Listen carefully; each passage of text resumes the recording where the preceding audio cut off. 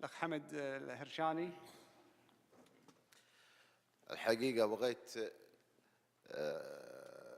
أتمنى من الأخوان بعد اللي حصل أمس، كل الأمور اللي حصلت أمس من الاستجوابات ومن بعض الأمور اللي حصلت، أن نراجع أنفسنا ونقيم ما حصل في أمس، وخاصة في موضوع الاستجوابات اللي ما نبي نعيد ونكرر مرة ثانية.